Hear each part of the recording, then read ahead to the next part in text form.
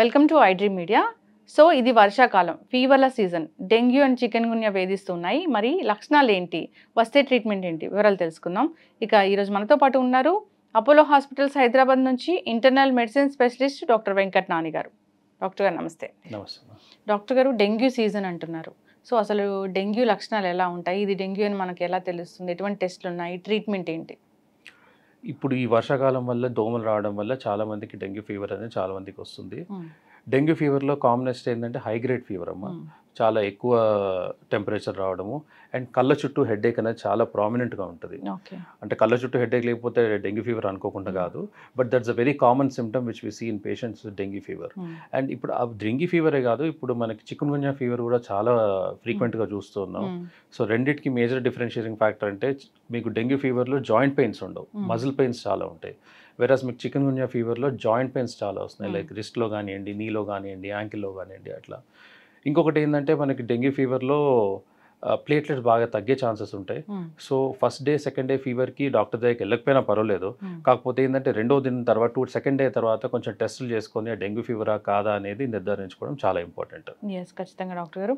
So antibiotics అయితే వేసుకోకుండా normal fever వచ్చింది, ఒక 2 రోజులు టాబ్లెట్స్ వేసుకున్నా కానీ యాంటీబయాటిక్స్ వాడకుండా టెస్టులు చేయించుకుంటే మంచిది. అంతే అమ్మా, బికాస్ డెంగ్యూ వైరల్ ఫీవర్ అమ్మా. వైరల్లో we don't give any antibiotics. యాంటీబయాటిక్స్కి ఎటువంటి రోల్ లేదు. Only good hydration, enough liquids, మంచిగా నీరు తాగడం, హైడ్రేట్ చేసుకోవడం బాడీని. ఫీవర్కి పారాసెటమాల్ అండ్ టాబ్లెట్ వేసుకోవడం. Pain killers, ibuprofen, diclofenac, steroids ఎటువంటి మాత్రలు కూడా తీసుకోకూడదు unless indicated by the doctor. Okay, yes doctor గారు. చికెన్ గున్యా, డెంగ్యూ ఫీవర్ ఇవి వచ్చాయి అంటే ఎన్ని రోజులకు తగ్గుతాయి? Chikungunya, dengue viral fever, ప్రతి వైరల్ ఫీవర్ అమ్మ సాధారణంగా 5 to 6 days టైం తీసుకుంటుంది definitely. 3 days high grade fever ఉండి మెల్లమెల్లగా ఫీవర్ తగ్గుతూ 5th, 6th డే అనేది ఫీవర్ తగ్గే ఛాన్సెస్ ఉంటాయి. బట్ డెంగ్యూ ఫీవర్లో ఏముంటుందంటే ఫస్ట్, సెకండ్, థర్డ్ డేలో ఫీవర్, హై గ్రేడ్ ఫీవర్ను ప్లేట్లెట్స్ సాధారణంగా తగ్గవు. బట్ కొంతమందికి తీవ్రంగా ఉన్న వాళ్ళకి ప్లేట్లెట్స్ అనేవి ఇనీషియల్ డే నుంచి కూడా తగ్గిపోతాయి. కాకపోతే నార్మల్గా ఫీవర్ ఉండి కొంచెం 2-3 daysలో తగ్గిన వాళ్ళకి 4th, 5th ఏదైతే ఫెబ్రవరి పీరియడ్ అంటామో ఆ టైంలో ఫీవర్ లేని పీరియడ్లో మనకు ప్లేట్లెట్స్ అనేది డ్రాప్ అయ్యే ఛాన్సెస్ చాలా ఎక్కువ ఉంటాయి. సో ఆ టైంలో కూడా కొంచెం జాగ్రత్తగా ప్లేట్లెట్స్ అనేది వాచ్ చేసుకుంటూ ఉండాలి. లాస్ట్ 3 days ఆఫ్ ఫీవర్ అంటే ఫీవర్ తగ్గినాక 2-3 days కూడా అది ఇంపార్టెంట్. ఓకే, ఈ డెంగ్యూ ఫీవర్లోనే మనం ఈ ప్రాబ్లం అనేది చూస్తూ ఉంటాం కదా, ప్లేట్లెట్స్ అనేది మనం డెంగ్యూ ఫీవర్లో చూస్తాం. చికెన్ గున్యాలో కూడా ప్లేట్లెట్స్ అనేది తగ్గుతాయి, బట్ యూజువలీ 1,00,000 కన్నా తగ్గవు. 1,20,000, 1,40,000 ఆ రేంజ్లో ఉండి దాన్ని they will improve again. Okay, yes doctor గారు. ఈ డెంగ్యూ ఫీవర్ బీపీ, షుగర్లో ఉన్న వాళ్ళకి వస్తే అది ఏమైనా కాంప్లికేట్ అయ్యే ఛాన్స్ ఉంటుందా? అంటే as such diabetes, hypertension వల్లమ్మ డెంగ్యూ ఫీవర్కి ఏం కాంప్లికేట్ కాదు. కాకపోతే ఏంటంటే ఈ హైపర్ టెన్సివ్ మెడిసిన్స్ తీసుకుంటున్న వాళ్ళు బీపీ కోసము ఈ ఫీవర్ వచ్చినప్పుడు కూడా తీసుకుంటే బీపీ లో అయ్యి ఇంకా ఇబ్బంది అయ్యే ఛాన్సెస్ ఎక్కువ ఉంటాయి. ఇంకొకటి ఏంటంటే ఫీవర్ వచ్చినప్పుడు యూజువల్లీ తినలేరు. మామూలుగా మీరు ఎంత అయితే తీసుకుంటారు ఇంటేక్, ఫీవర్ వచ్చినప్పుడు బాగా తగ్గిపోతుంది. అటువంటి పరిస్థితుల్లో మీరు డయాబెటిక్ మెడిసిన్స్ వేసుకోవడం వల్ల షుగర్స్ లో అయ్యే ఛాన్సెస్ ఉంటాయి. ఇవి కాంప్లికేట్ చేస్తాయి ట్రీట్మెంట్, లైక్ బీపీ టాబ్లెట్స్ వేసుకోవడం అట్లాంటివి. ఓకే, ఎస్ డాక్టర్ గారు. మరి ఇలాంటి ఫీవర్స్ రాకూడదు అంటే ఎలాంటి జాగ్రత్తలు తీసుకోవాలంటారు? మేజర్గా ఇవి డెంగ్యూ, చికెన్ గున్యా ఫీవర్ అనేది దోమల వల్ల వస్తాయమ్మా. యూజువల్లీ ఈ దోమలు డే టైంలో కలిసే దోమలు ఉంటాయి. సో ఏంటంటే మన చుట్టూ పరిసరాలు కొంచెం నీట్గా ఉంచుకోవడము, దోమల నుంచి మనం కొంచెం protect our self and creams పెట్టుకోవడం. ఇప్పుడు చిన్నపిల్లలకి, స్పెషల్లీ స్కూల్ వెళ్ళే పిల్లలకి, వాళ్ళకి మస్కిటో రిపెలెంట్ స్టిక్కర్స్ దొరుకుతున్నాయి, క్రీమ్స్ దొరుకుతున్నాయి, అట్లాంటివి పెట్టి పంపడం, ఫుల్ క్లోతింగ్ వేయడము, సాక్స్, షూస్ అన్నీ వేసి పంపడము, అటువంటి జాగ్రత్తలు తప్పనిసరి. ఇంకా మన ఇంటి చుట్టుపక్కల అయితే ఎటువంటి కొంచెం వాటర్, మురుగు నీరు నిలబడకుండా, గ్రీనరీ ఉన్నప్పుడు కొంచెం డోర్స్ క్లోజ్ చేసుకోవడం, విండోస్ అట్లాంటివి పెట్టుకోవడం ఇంపార్టెంట్. ఓకే, ఇన్ఫాంట్స్లో కూడా చూస్తామా డాక్టర్ గారు? మా పీడియాట్రిక్ ఏజ్ గ్రూప్లో ఇన్ఫాంట్స్లో కూడా చూస్తున్నాం. లైక్ 1 year, 2 years పిల్లలకు కూడా డెంగ్యూ ఫీవర్ రావడం చూస్తున్నాము. అండ్ ఇన్ఫాంట్స్లో కాంప్లికేట్ అయితే it's very difficult to treat unlike adult population. ఖచ్చితంగా వాళ్ళకి నెట్స్ కానీ ఇలాంటివి వేసి ఉంచడం అనేది మనం చాలా కష్టం, వాచ్ చేస్తూ ఉండాలి. ఇంకా ఎస్పెషల్లీ చిన్నపిల్లలు, స్కూల్ గోయింగ్ స్టూడెంట్స్కి అయితే చాలా ఇంపార్టెంట్. ఎందుకంటే స్కూల్లో గ్రౌండ్స్లో ఆడుతుంటారు, బయట ఆడుతుంటారు, అటువంటి పిల్లలు కొంచెం జాగ్రత్త ఎక్కువ చూసుకోవాలి. మస్కిటో రిపెలెంట్ ప్యాచెస్, క్రీమ్స్ అనేవి కంపల్సరీ పెట్టి పంపాలి. ఖచ్చితంగా డాక్టర్ గారు. జనరల్గా ఈ ఫీవర్లో రాగానే ఒకసారి హాస్పిటల్కి వెళ్తే మంచిదేమో అనిపిస్తుంది. సో అది ఈ ఫీవరా, ఆ ఫీవరా అని మనం ఇంటి దగ్గర ఉండి వాచ్ చేస్తూ ఉండడం కన్నా Yes.